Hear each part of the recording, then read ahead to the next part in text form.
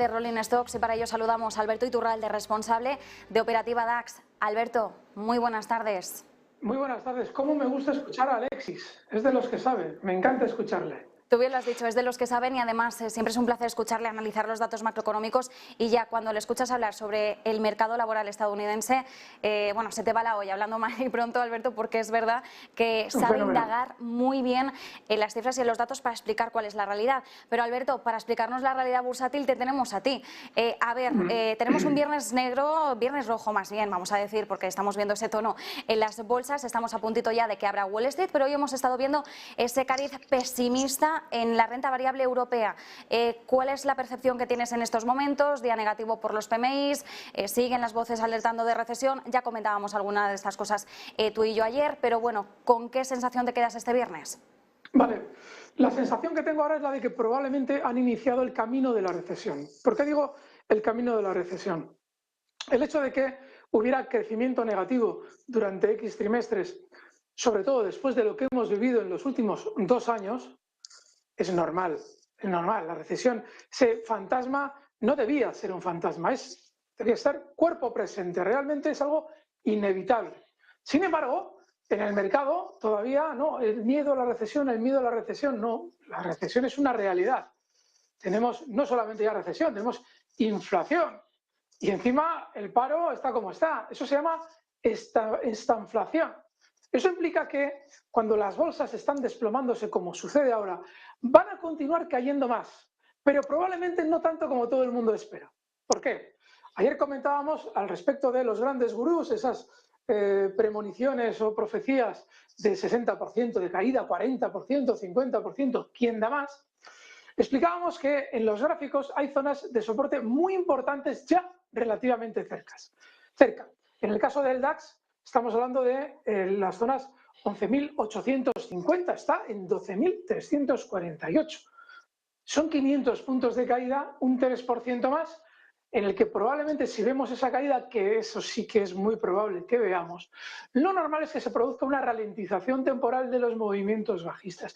Y ahí hay que estar muy atentos a si realmente eso que ya debería estar presente, que va a haber una recesión, es casi una obviedad, se nos anuncia como algo terrible que va a suceder y que ya lo tenemos aquí y tal y cual. Es decir, los mensajes que el sistema financiero nos envía para que tengamos miedo. Un miedo que ya deberíamos haber tenido hace meses, pero que ahora, para el sistema financiero, ahora sí que sí, ahora tienes que vender. Si es así, lo más probable es que toda esa estrategia la esté aprovechando este sistema financiero para recoger nuestros títulos bien abajo. Mientras tanto, el especulador tiene que estar fuera, el que compra y espera subidas. El especulador rápido ya sabe lo que tiene que hacer. Yo estoy corto y seguro que muchos de los que nos escuchan también. Pero, ojo, no se crean tanto lo que nos cuentan cuando ya lleguemos a zonas de soporte. En el DAX, los 11.850, 11.800. 11.800, 8.850, zona de soporte en el DAX, como nos dices, Alberto. Por cierto, que el Eurostoxx 600 hemos visto cómo entra en territorio de mercado bajista, porque ya se deja más de un 20% en el acumulado del año. Más de lo mismo, Alberto, si ya veíamos al DAX entrar en ese terreno bajista, si veíamos también al Eurostoxx 50, si hemos llegado a ver también al SP500, ¿qué tipo de mensajes nos está dando todo esto? Sobre todo, cuando la bolsa se mueve de manera coordinada y lo hace a la baja y con información negativa, hay que acordarse de lo que pasaba en la época del COVID. El coronavirus, el primer topetazo bajista, creo que no os he compartido pantalla, voy a intentar hacerlo a todo correr. El primer movimiento bajista durante el coronavirus fue demoledor. Y en todo momento entendíamos por qué se caía el mercado, por qué descendía, porque había sensaciones negativas. Luego, si ya tenemos a los grandes gurús vendiéndonos el lado bajista y todo se está coordinando a la vez, háganse ustedes una idea del gran sentimiento negativo que esos ingredientes, todos juntos y a la vez, están generando en los especuladores. Ahora, de manera inmediata, hay que seguir lo que está haciendo el mercado. Hay que estar bajistas, quienes especulan rápido. Pero, ojo, cuando lleguemos a soportes, y si el mercado va a rebotar, lo último que nos va a apetecer es comprar, cuando realmente es el momento de hacerlo. De manera que, ojo, porque no nos queda mucho. Habrá que estar pendientes y nos tocará comentarlo aquí. Ya veréis cómo sí.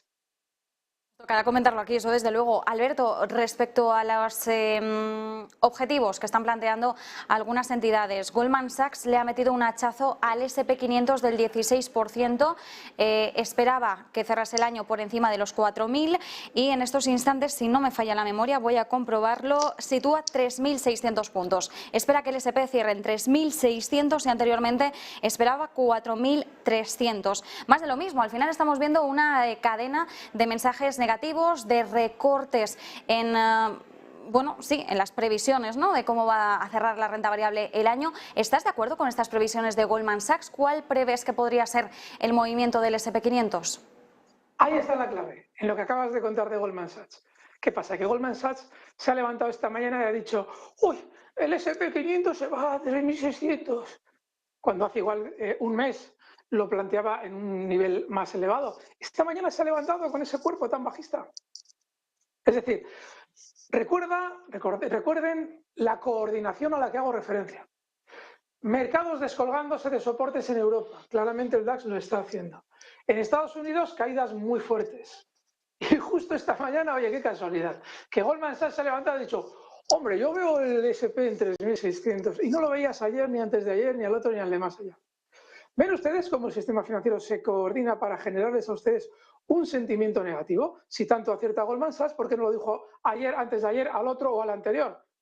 No ha cambiado mucho en la última semana, ¿no?, del mercado. Sin embargo, fíjense, Goldman Sachs hoy se ha levantado con ese cuerpo.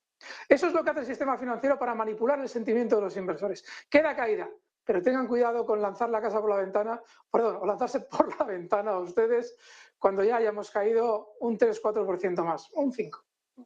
Alberto, por último, ¿cómo estás viendo el comportamiento del VIX? Que hace bastante que no hablamos de ello, pero hemos visto cómo se llegaba a situar por encima de los 29 puntos, se está moderando en estos momentos y ya ha vuelto al terreno de los 28. Pero ¿cómo estás viendo este comportamiento y sobre todo cuál es la lectura que podríamos hacer? Está en una zona crítica el VIX. Si podéis pinchar el gráfico, aquí tenéis un histórico de las dos zonas más importantes de resistencia en el VIX durante los últimos años. Resistencia no es como en un gráfico de bolsa, es un gráfico de volatilidad, es muy distinto, pero estadísticamente ha frenado muchas veces en esas dos zonas. Y la última son 29 puntos. Está hoy en zonas de 28,65, en el gráfico es un poquito más abajo, pero está justo ahí. Lo más normal es que lo supere, esos 29.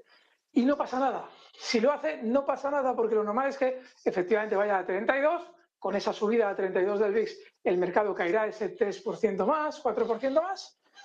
Y ojo, porque si seguimos con los mensajes negativos, con el VIX en 32, igual tenemos que esperar a ver si el mercado de repente frena, el VIX deja de subir y nos dan una señal de entrada compradora. Yo estoy bajista ahora, pero estoy muy mosca con tanta recomendación bajista de los grandes. Pues Alberto Iturralde, responsable de Operativa DAX, muchísimas gracias, nos quedamos con ese análisis y nosotros vamos a seguir a lo largo de la tarde.